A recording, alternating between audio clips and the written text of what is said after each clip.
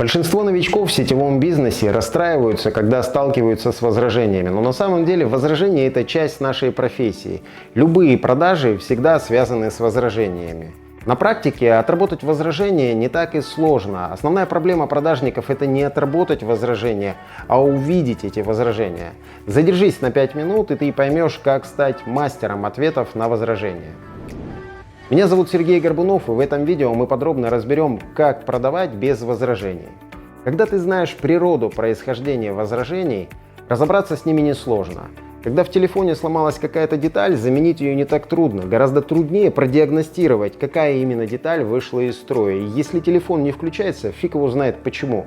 Но опытный мастер достаточно быстро разберется, куда залезть и что посмотреть.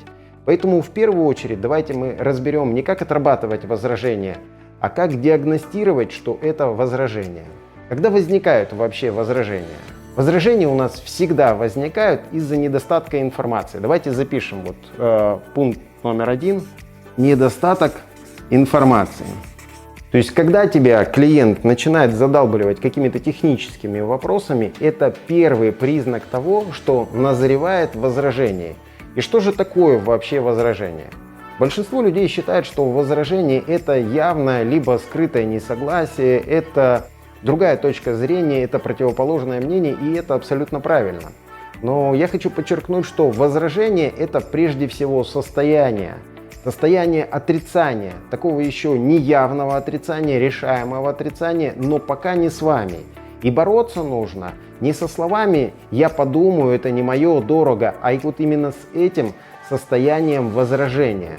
То есть вот вы, вот клиент, и нужно так забросить удочку, чтобы клиент подошел поближе и вы пожали ручку. И что же самое первое нужно сделать, чтобы выдернуть человека из этого состояния возражения?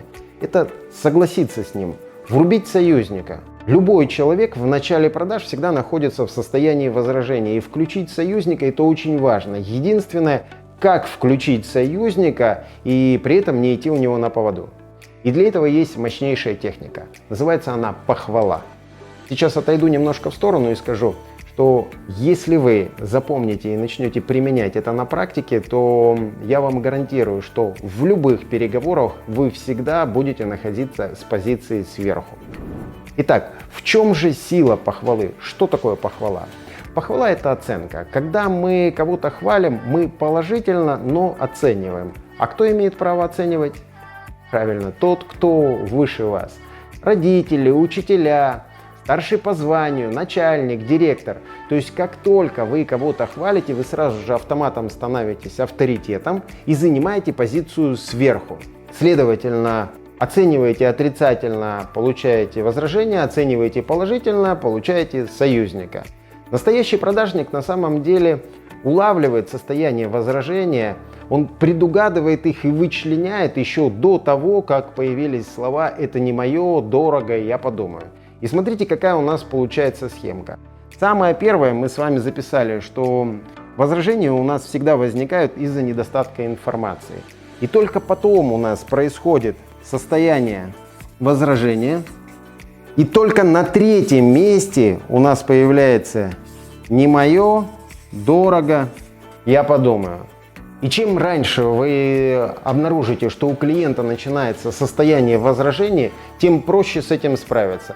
Согласитесь, гораздо легче договориться, когда вот только началась словесная перебранка, нежели чем когда у нас уже синяки под глазами.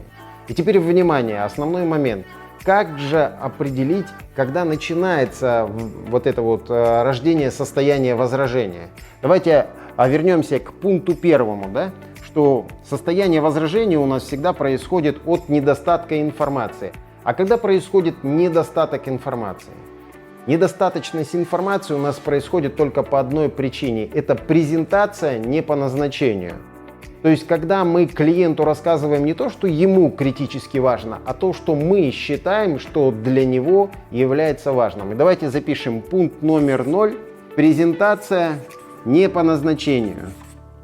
Презентация по назначению у нас появляется тогда, когда у нас невыявленная потребность. И давайте запишем еще пункт -1. Невыявленная потребность. Вот у нас с вами и нарисовалась схема происхождения возражения.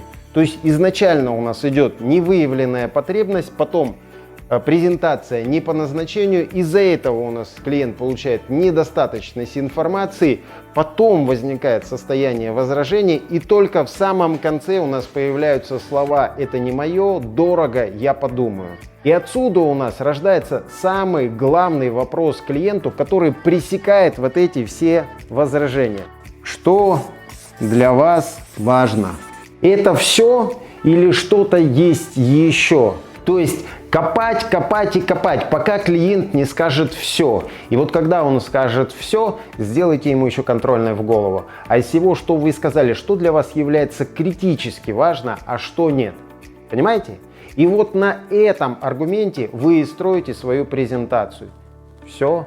Теперь ты точно такой же мастер, который может определить, какую деталь быстро поменять, если телефон не включается. Держите этот алгоритм у себя в голове, применяйте на практике, и я уверен, что вы станете отличным продажником.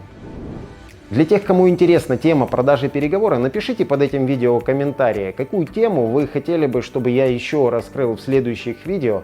Ну а кому был полезен, ставьте палец вверх, подписывайтесь на канал и не забывайте нажимать на колокольчик, чтобы не пропустить мои следующие видео.